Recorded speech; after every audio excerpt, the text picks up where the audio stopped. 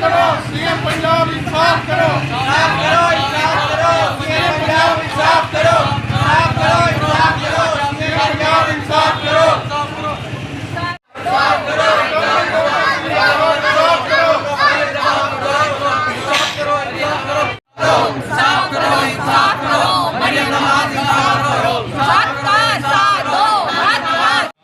बोलो बोलो यार, बोलो बोलो हक का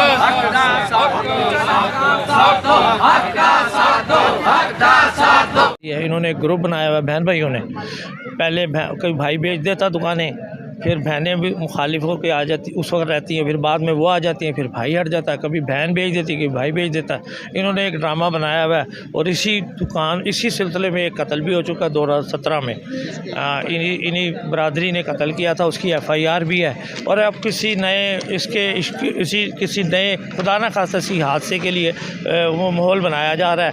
और जो CBM है वो इनके साथ पूरी तरह इन्वॉल्व है और वो पूरी तरह इनको प्रोटेक्ट भी कर रहा है। और आगे भी हमारी कोई सुनाई नहीं हो रही। हमारी बस ये इल्तिजा है मरीम नवाज़ से, आसिम मुनीर से कि हमारे मामले को ज़रा देखा जाए और हमारी जमा पूंजी हमने जदादें बेच के इन्होंने पैसे दिए हैं और वो लेके बदनीयत हो गए हैं। हमारी कमाई का ज़रिया या हमारे बच्चों की कमाई का ज़रिया 50 साल से हम बैठे हैं।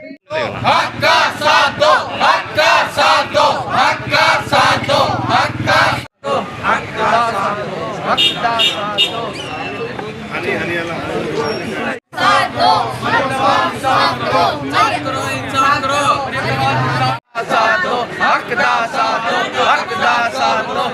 अब इसका भाई जो है वो पैसे लेके फरार हो गया है। इन्होंने जो है हमारी नाम करने की बजाय, रजिस्ट्री करने की बजाय अपने नाम इम्यूटेशन करा के अब सब इदारों को अपने साथ मिला लिया है।